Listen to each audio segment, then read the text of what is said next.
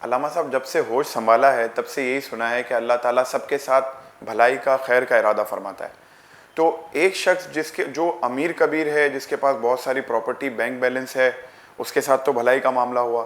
لیکن ایک شخص جو نوکری کرتا ہے، بڑی مشکل سے گزارا کرتا ہے، یا ایسا شخص جو بیمار ہے، جسے تندرستی میسر نہیں ہے، تو اس کے لیے ہم کیسے سمجھیں کہ اللہ تعالیٰ نے اس کے لیے بھی بھلائی کا معاملہ فرمایا؟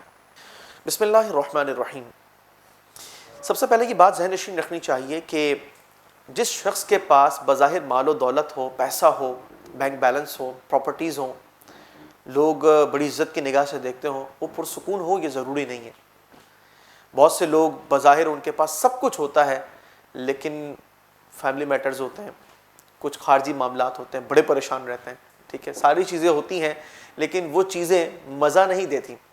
اور ایک ایسا شخص جو غربت و افلاس کی زندگی گزار رہا ہے، جیب خالی ہے لیکن بڑا مطمئن ہے، تو بات یہ ہے کہ یہ تو رب کا انعام ہے کہ جس کو وہ اطمینان قلبی سے نواز دے. دوسری بات یہ ہے کہ رب تبارک و تعالی بندے کے ساتھ وہی فرماتا ہے جو اس کے حق میں بہتر ہے، یہ حقیقت ہے. لیکن یہاں ایک وضاحت ضروری ہے. جو لوگ جنہوں نے کفر کو گلے لگا لیا، اسلام کا دامن چھوڑ دیا، اللہ تبارک و تعالیٰ کی وحدانیت کو تسلیم نہ کیا یا اس کے احکامات کو نہ مان کر آپ علیہ السلام کا منکر ہو گیا، وہ شخص تو ایسا ہے کہ اس نے بدبختی کو اپنے گلے لگایا. یہ اسی کے قابل ہے کہ بروز قیامت ہمیشہ ہمیشہ کے لیے جو اللہ تعالیٰ نے عذاب کا معاملہ رکھا، کیونکہ اس نے خود اسلام کو چھوڑ کر کفر کی تاریکی کو اختیار کیا، یہ اسی قابل ہے. لیکن وہ لوگ جنہوں نے اسلام قبول کر لیا، اللہ تبارک و تعالیٰ کے ساتھ کسی کو شریک نہ کیا، وحدانیت کے وہ قائل ہوئے، اس کے تقاضوں کو پورا کیا، آپ علیہ السلام کی اطاعت کی، ان کے ساتھ وہی معاملہ فرماتا ہے جو ان کے حق میں بہتر ہے. کیسے؟ مشکات شریف کی ایک روایت ہے، آپ علیہ السلام فرماتے ہیں، حدیث قدسی ہے، اللہ تعالیٰ ارشاد فرماتا ہے، حضرت انس رضی اللہ تعالیٰ عنہ اس کے راوی ہیں، اللہ تعالیٰ نے فرمایا کہ مجھے میرے عزت و جلال کی قسم، میں جس کے ساتھ بخشش کا ارادہ فرماتا ہوں اس کو دنیا سے نہیں اٹھاتا جب تک اس کی گردن سے گناہ کا بوجھ نہ اتار دوں، اسے رزق کی تنگی میں مبتلا کر کر یا بیماری دے کر.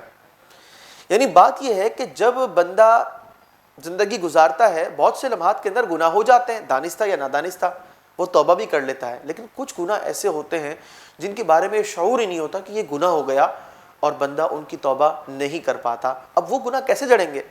تو اللہ تبارک و تعالیٰ اپنے بندے کو وقتی آزمائش میں مبتلا کر دیتا ہے. جناب بڑی مشکل سے گزارا ہو رہا ہے، گھر میں بیماری بھی ہے اور سروائیو نہیں ہو پا رہا، قرضہ بھی لے لیا، ٹینشن ہے، پریشانی ہے، کوئی اسباب بھی نظر نہیں آ رہے، بڑی تنگ دستی میں زندگی گزر رہی ہے، فاقے بھی ہو رہے ہیں، کبھی بچے بلکتے ہیں تو ان کے لیے دودھ بھی نہیں ہوتا.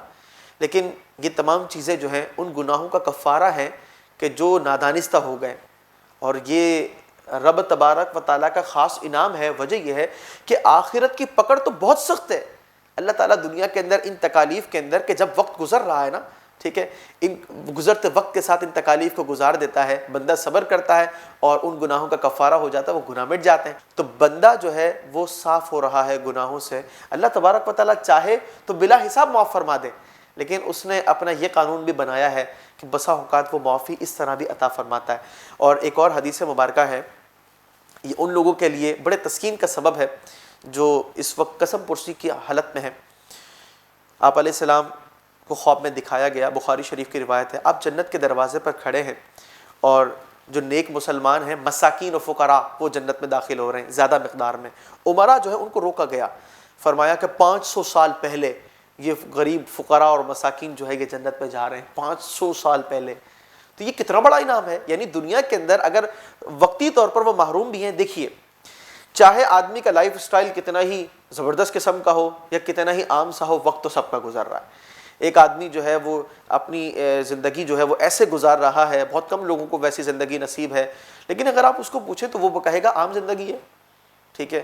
اور ایک شخص ہے وہ بظاہر تکلیفوں کے اندر ہے، وہ بھی کہے گا وقت تو گزر رہا ہے، ٹھیک ہے نا. وقت تو سب کا گزر رہا ہے لیکن بروز قیامت ڈفرینس 500 سال کا ہے. یہاں تو چند سالوں کی تکلیف ہے. اس کا مطلب یہ ہے کہ یہ حقیقت ہے کہ رب تبارک و تعالیٰ اپنے بندوں کے ساتھ وہی فرماتا ہے جو ان کے حق میں بہتر ہوتا ہے. کبھی بھی اپنے رب سے گلہ نہیں کرنا چاہیے. وجہ یہ کہ جہاں اس نے نعمت عطا فرمائی ان کو ہم انجوائے کرتے ہیں، کوئی فیس تو نہیں دی، ٹھیک ہے نا. تو وہیں اگر وہ آزمائش میں مبتلا کرتا ہے اور اس کا بھی مقصد یہ ہے کہ گناہوں کا کفارہ ہو, بندہ صبر کرے تو اس کے لیے نجات ہو, رضا الہی ہو, تو اس پہ بھی انسان کو خوش رہنا چاہیے.